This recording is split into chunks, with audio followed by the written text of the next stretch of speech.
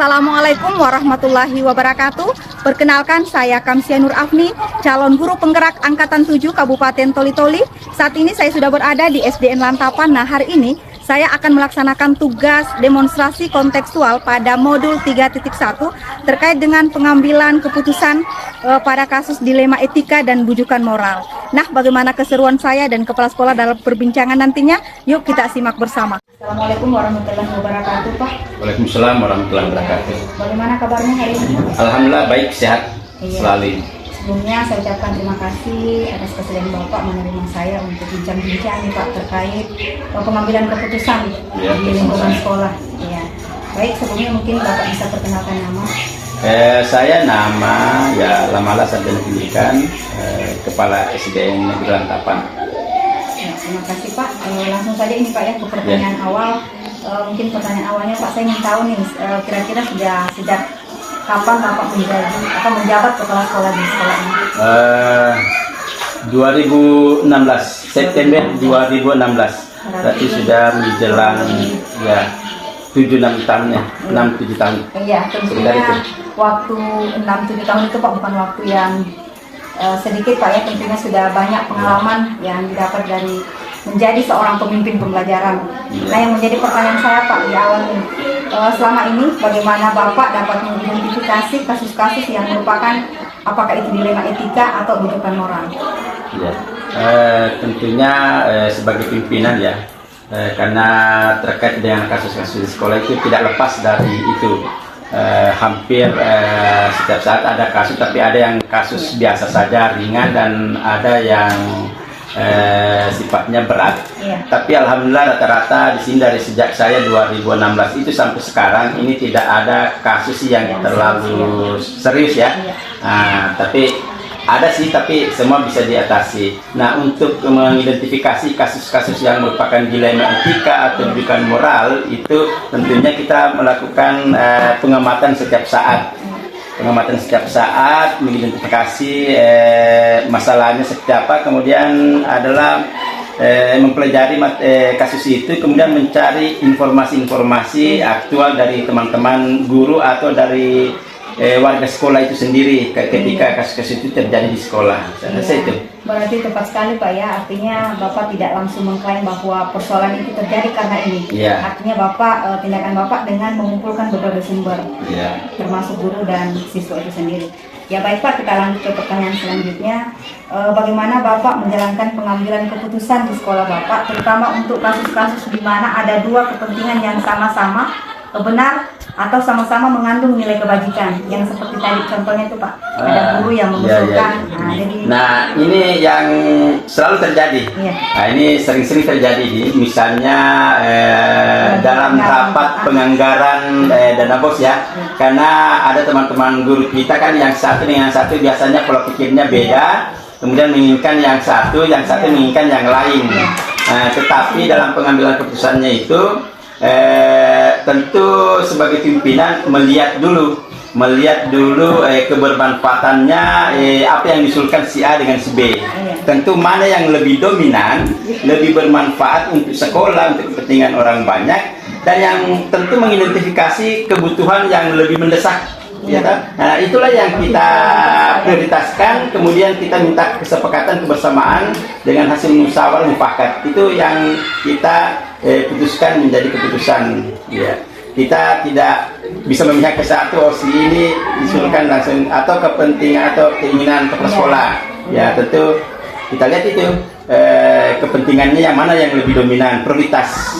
Berarti kata kuncinya Pak ya, tidak melihat siapa yang diusulkan, tapi melihat apa yang diusulkan. Dan kebermanfaatannya apakah lebih besar masalahnya dengan seperti itu Pak ya. Baik, kami lanjut ke pertanyaan selanjutnya terkait dengan langkah-langkah nih Pak ya. Bagaimana langkah-langkah Bapak sebagai pemimpin pembelajaran, atau prosedur seperti apa sih yang Bapak biasa tempuh untuk melakukan mengambil keputusan? Ya, langkah-langkah prosedur seperti untuk mengambil keputusan ya. Yang pertama tak lepas dari kata mufakat. Ya harus musyawarah dulu. Ya forum dulu. Tidak ada keputusan yang kita ambil hanya keputusan sepihak atau saya sendiri atau usulan satu personil saja, tapi itu selalu diputuskan dengan melalui musyawarah. Iya. Artinya walaupun mungkin itu muncul dari benak Bapak, Bapak keluarkan di tetap saya lemparkan ke teman-teman. Apakah kemudian forum menerima atau tidak, nanti tergantung nanti pada saat rapat. Pada saat rapat keputusannya seperti apa. Jadi sangat bijak ya Pak, sebagai seorang pimpinan yang tidak selalu mengambil keputusan secara sepihak. Ya harus begitu. Harus keputusannya ini Bapak Ibu guru harus ikut, tidak seperti itu Pak ya. Tidak bisa, karena itu kepentingan selalu kita prospeknya ada kepentingan bersama. Betul Pak ya. Sekarang kita lanjut Pak. Hal-hal apa saja nih yang selama ini yang mungkin Bapak anggap lebih efektif atau lebih cepat misalnya dalam menangani kasus? Seperti apa sih tindakan Bapak misalnya kasus yang terjadi hari itu dan juga harus selesai hari itu juga? Tindakan efektifnya yang cepat dan tepat seperti itu. Biasanya sih kalau kasus-kasus yang terjadi di sini baik dari anak-anak, karena biasanya juga teman-teman ada yang sedikit bersentuhan, dan itu selama ini kalau seingat saya itu tidak ada yang kasusnya yang bermalam. Tidak ada yang bermalam. Langsung hari itu selesai, karena pernah satu kali di sini terjadi itu ada teman kita satu dengan yang satu itu ada ketersinggungan, ada bergesekan sedikit, dan itu saya langsung selesaikan hari itu juga. Setelah saya panggil satu saya panggil, saya minta keterangannya seperti apa, kemudian di tempat yang berbeda jadi habis itu satu lagi saya panggil seperti apa. Setelah itu saya sudah analisis bahwa ternyata seperti ini, dan itu akhirnya saya pertemukan. Setelah saya pertemukan ada persetujuan dan sepakat bahwa itu tidak ada yang salah, tidak ada yang benar, ya. Masing-masing mengoreksi, mengintrospeksi dirinya, apa sebenarnya yang seharusnya dia lakukan. Setelah itu tetap kami buat catatan masing-masing dari kedua teman kita itu, catatan di ini buku catatan khusus. Kemudian artinya dalam persoalan tidak ada yang salah, tidak ada yang benar, jadi tidak ada tidak ada yang salah, tidak ada yang benar, hanya salah communication, miscommunication, sehingga ada ketersinggungan yang seharusnya tidak perlu terjadi.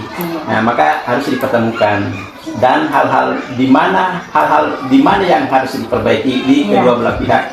Dan itu akan menjadi saran dan kritikan supaya tugas seorang pimpinan untuk memberikan kepada itu terjadi seperti itu. Akhirnya damai seketika itu. Akhirnya sampai sekarang damai. Tidak ada lagi. Artinya metodenya yang memang cukup cepat dan tepat dalam menangani kasus yang terjadi di sekolah. Baik Pak, kita lanjut nih. Ini ada pertanyaan, bagaimana apakah Bapak memiliki tata kelola atau jadwal tertentu dalam menangani kasus seperti dilema etika? Apakah memang ada terjadwal tersendiri atau memang pada saat ada kasus baru ya diselesaikan?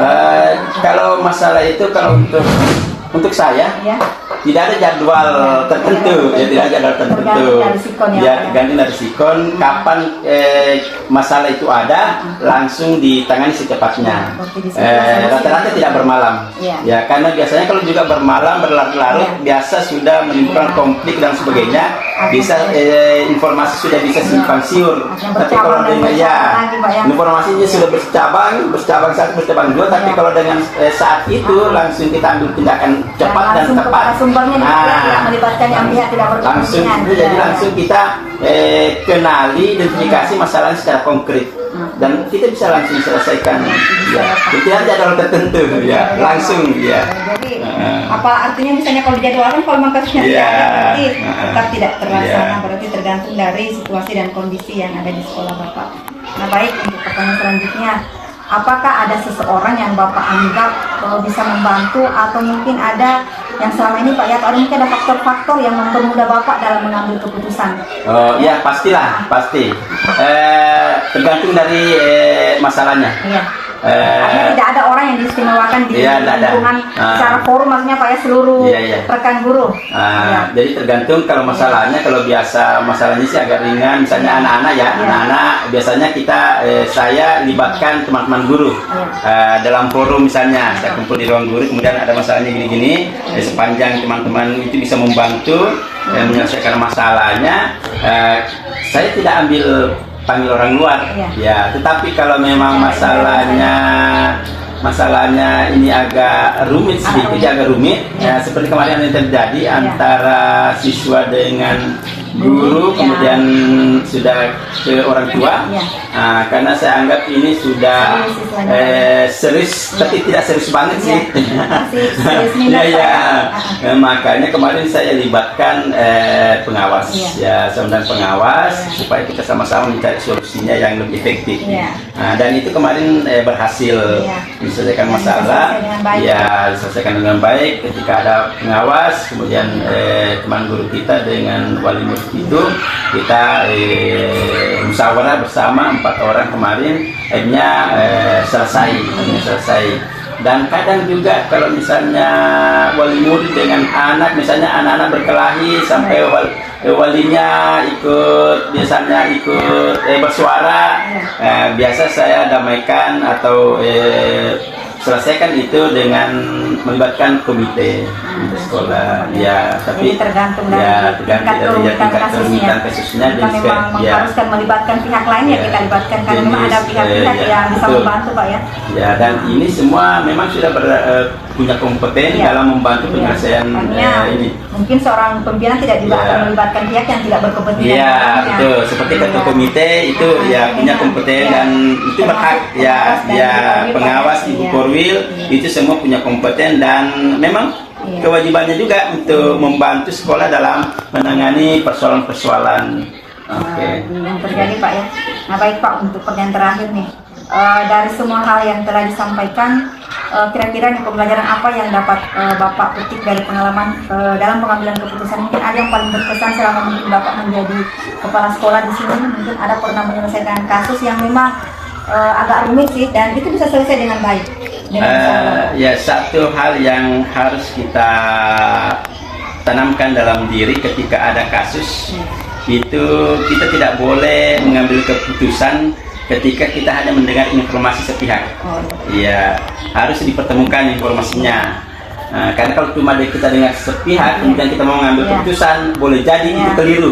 Boleh jadi keliru. Jadi harus dipertemukan, harus dianalisa betul-betul dia punya kasusnya seperti apa.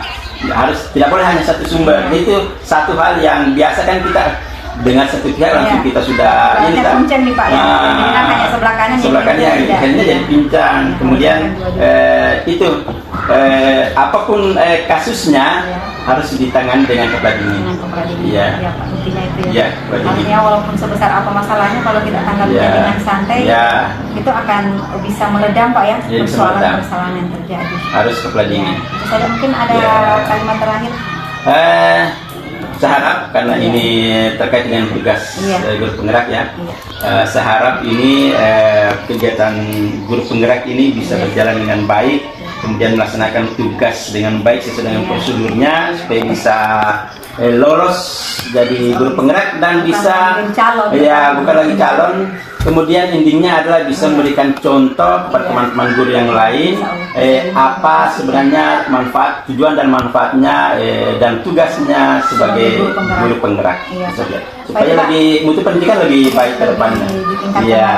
Ya baik Pak, terima kasih atas waktunya nih Pak ya, sudah berbagi ilmu dan pengalaman kepada kami sebagai calon guru penggerak angkatan 7 Kabupaten Toli-Toli. Dan saya akhiri Pak, Assalamualaikum warahmatullahi wabarakatuh. Waalaikumsalam warahmatullahi wabarakatuh dan semoga sukses. Assalamualaikum warahmatullahi wabarakatuh. Perkenalkan saya Kamsia Nur Afni, calon guru penggerak angkatan 7 Kabupaten Toli-Toli.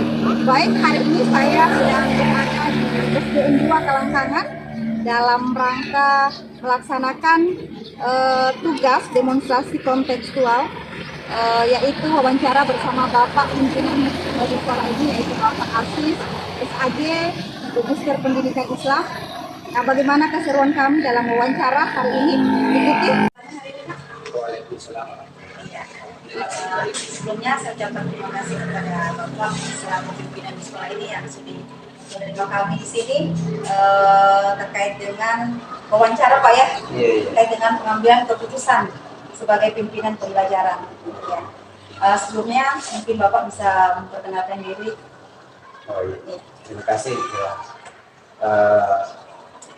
Pertama-tama saya akan memperkenalkan diri saya. nama saya Asis SAG MPDI. Kebetulan saya kepala sekolah atau pimpinan di sekolah SD Dua.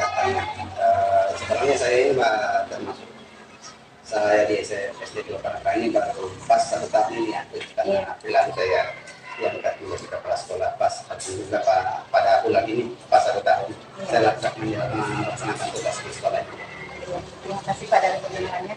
Kemudian lanjut itu Pak, artinya dari selama 1 tahun Bapak sudah menjabat sebagai pimpinan pembelajaran, tentunya sudah melewati berbagai Pak ya, pengalaman mungkin terkait dalam pengambilan keputusan. Nah, yang menjadi pertanyaan saya pertama ini Pak ya, selama ini bagaimana Bapak dapat mengidentifikasi kasus-kasus yang merupakan dilema etika dan judukan moral? Artinya Bapak bagaimana mekanisme Bapak membedakan oh ini kasus dilema etika, oh ini kasus judukan moral, seperti itu Pak. Terima kasih. Alhamdulillah selama ini saya sudah 1 tahun pas pada bulan ini menjadi kepala sekolah. Memang persoalan dilematis itu sering mungkin setiap saat kita alami ya, soalnya persoalan namanya masalah atau kasus dilematis itu.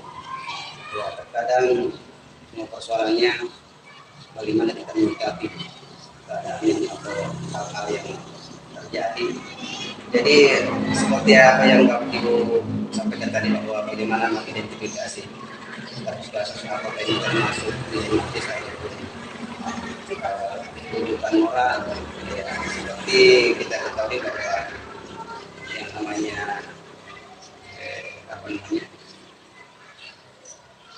dilematis etika ya, dilematis etika.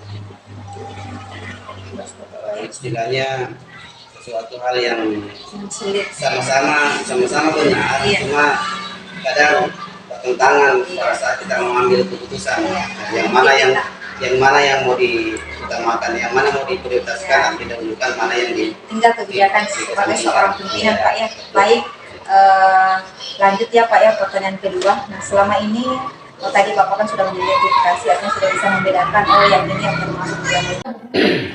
Ya baik Pak, kami lanjut pertanyaan selanjutnya. Nah, dari beberapa yang Bapak sebutkan tadi tentang tata cara ataupun prosedur yang Bapak tempuh dalam menyelesaikan persoalan Pak ya, mungkin ada orang yang Bapak anggap bisa membantu di sekolah ini, ataupun mungkin ada yang bisa memberikan masukan, atau mungkin hal-hal yang memudahkan Bapak untuk mengambil keputusan Pak, seperti itu. Iya, terima kasih. Ini yang saya katakan tadi bahwa saya sebagai seorang yang punya keterbatasan ya, tidak saya mampu menyelesaikan bila mana ada punya keterbatasan, tidak mampu saya bisa menyelesaikan pada hal-hal barangkali yang mungkin saya tidak mampu selesaikan. Nanti saya minta bantu pada pihak lain yang kompeten pada persoalan itu. Persoalan itu ataupun ada pihak misalnya pihak yang terlibat dalam pendidikan ini, misalnya atasan kita dan seperti pengawas ataupun bisa pengawas kita, ada koordinator wilayah dan seterusnya, ataupun kepada yang perwakilan siswa di sini kita ada yang namanya komite yang minta kita masukannya untuk membantu kita menyelesaikan persoalan-persoalan yang ada yang kita alami di sekolah ini. Ya. Nah baik, nah kira-kira dari cara-cara yang Bapak tempuh tadi dengan melibatkan berbagai pihak Pak ya, baik itu dari pihak sekolah, pihak wali murid, sebagai komite dan pihak pimpinan ya Pak, atau yang kita kenal dengan korwil ya untuk di tingkat kecamatan. Nah baik Pak, kira-kira dari beberapa yang Bapak tempuh itu, nah kira-kira yang lebih efektif, kira-kira yang bisa membantu, yang lebih dekat mungkin dengan Bapak sih seperti apa itu Pak? Iya. Kalau misalnya korwilnya kan harus membutuhkan waktu, betul. Ya, mungkin yang ada di lingkungan Bapak seperti itu. Ya kemungkinan kalau seperti ada persoalan yang harus kita selesaikan pada saat itu ya, mungkin kita lihat juga kebutuhan itu apakah bisa diselesaikan pada saat itu ya, kalau bisa diselesaikan kita selesaikan. Kalau tidak bisa ya kita minta waktu untuk bagaimana cara membicarakan selanjutnya. Tapi kalau yang mau kita selesaikan secara pada saat itu ya otomatis kita melibatkan teman-teman kita yang ada di lingkungan kita sendiri ya, untuk membantu ya, dari jalan keluarnya atau solusinya. Iya. Oh, berarti baik sekali Pak ya, artinya tergantung dari kasus yang dihadapi. Misalnya jika kasusnya itu memang tidak terlalu sulit Pak ya, mungkin hanya melibatkan pihak sekolah tanpa melibatkan pihak dari luar. Bisa kita ambil keputusan sendiri. Iya, tetapi jika memang kasusnya lebih besar dan itu membutuhkan keterlibatan misalnya pengawas, formil dan komite, itu Bapak lakukan sesuai dengan kebutuhan mungkin Pak ya, sesuai dengan kebutuhan ya. Baik sekali Pak ya. Kemudian dari semua hal yang telah Bapak sampaikan dari awal tadi, kira-kira pembelajaran apa yang Bapak sebagai pemimpin pembelajaran nih dapat memetik pengalaman dalam mengambil keputusan? Mungkin ada